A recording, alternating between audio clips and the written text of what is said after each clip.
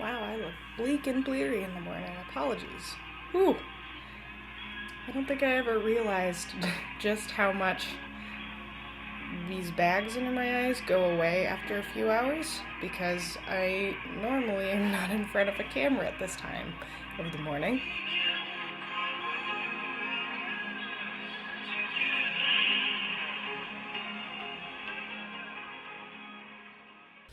Hello, friends.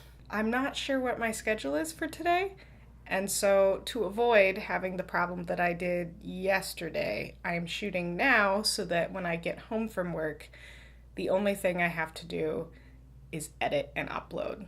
Because last night, did not know I was going to go see a movie until about an hour and a half before it happened, and I had shot my video but hadn't done anything with it. So you're not getting that video. Just want a quick talk about A Quiet Place because I went to see that last night and I loved it, but I hated it.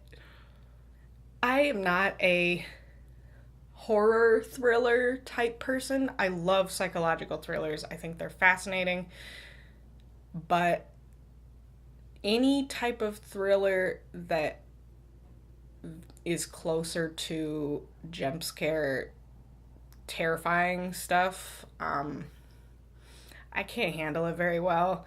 I'm too anxious and I don't like being scared.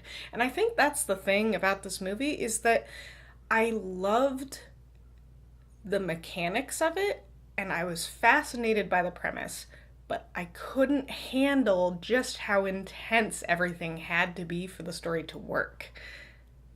And without spoiling anything, just in case someone hasn't seen it and wants to see it, because it still is in theaters, A Quiet Place is everything in a scary movie that you could ask for without also adding all of those elements of a classic horror film that is heavily commercialized, where everything about the movie is over the top. I would also say that this is not a horror film specifically. I think it's more of a thriller. And as I'm looking back now, I'm thinking about this versus Annihilation because those have been two of the best movies that I've seen this year so far. In A Quiet Place, you could say there's an open ending, or you could say you know exactly what's going to happen and you just have to try not to think about it because that is part of what makes this thriller more of a horror thriller, is that you know. Whereas with Annihilation, I think a lot of people have a problem with the fact that if you really think about it, because there's not a sequel, as far as I know, there's not going to be a sequel, the ending of Annihilation, while it leaves room for thought, it also doesn't leave room for a thought that you wanted to contemplate because it sets itself up in a way that could have a sequel. I think that's the problem some people are having, is that when you really get down to it, Annihilation is an open-ended type of movie because there are other parts of the story that aren't being told. A Quiet Place just scares you enough into not contemplating what happens next too much without just feeling more fear, really.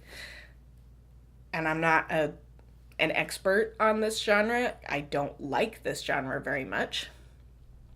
And I would say Annihilation is by far my favorite out of these two because it's closer to my favorite style. It's more sci-fi and less horror, but they're both thrillers.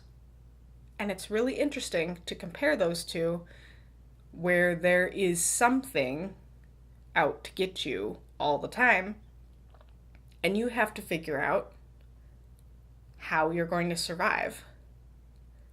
and you don't know if there's hope of survival. And I think that's the most interesting part about A Quiet Place and Annihilation. And I'd be really interested to see where other people could draw any type of comparison between these movies and what they did well and what they didn't do well. And now it's time to leave for work. I'll talk to you tomorrow.